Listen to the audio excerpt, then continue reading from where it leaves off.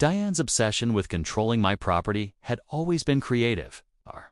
But after the sheriff incident, I thought she might finally take a hint. She didn't.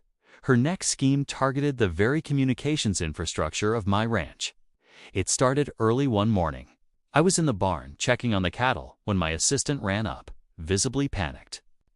"Someone's at the satellite dish," she shouted. "They're trying to take it down." I grabbed my ATV keys and tore across the field. By the time I arrived, Diane was standing under the massive satellite dish near the edge of the property, wearing her usual smirk. A ladder propped against the metal pole and holding a wrench like she knew exactly what she was doing. "Diane, step away," I yelled. She turned, feigning innocence. "I'm just fixing it. It's leaning right. Someone should maintain community property." I stopped. Lies were obvious. That dish isn't community property. It's private. And it's the only signal for the local police cameras in this area. You touch it, you're interfering with law enforcement equipment, which is a federal offense. Diane laughed nervously. "Come on, it's just a dish. What could happen?" I didn't answer. Instead, I tapped my wrist-mounted remote. The dish immediately activated a silent alarm system, notifying local authorities and activating the cameras I had pointed toward the perimeter. Within minutes, multiple patrol cars were converging on the ranch. Diane's smile faltered. "You called the cops." Before she could react, my daughter and I, along with the deputies who had arrived, were standing at the base of the dish.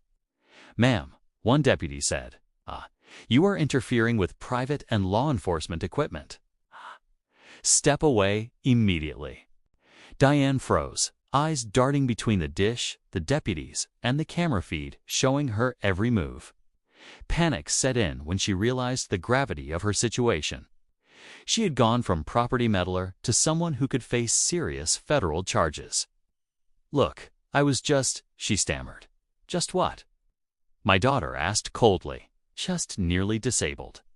The only monitoring system for law enforcement in this sector." Diane's protests fell flat. The deputies handcuffed her on the spot, citing trespassing, interference with law enforcement equipment, and obstruction of federal property. Her Pine Valley HOA minions, watching from a distance, realized she had crossed yet another line, one that couldn't be ignored. By the afternoon, Diane was being booked for multiple offenses. The local news ran the story, "Pine Valley HOA member arrested for attempting to take down police.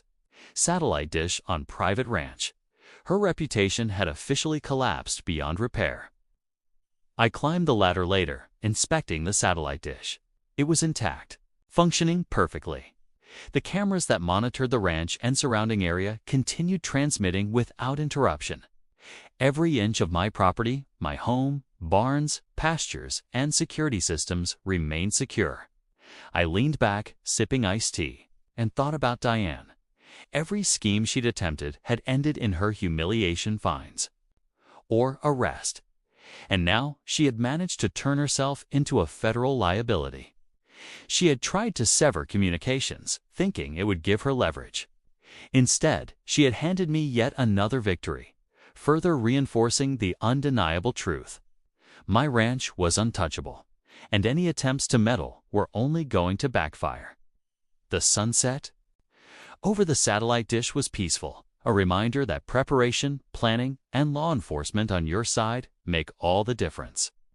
Diane had learned that lesson the hard way, again. Subscribe to HOA Conflict Story for more.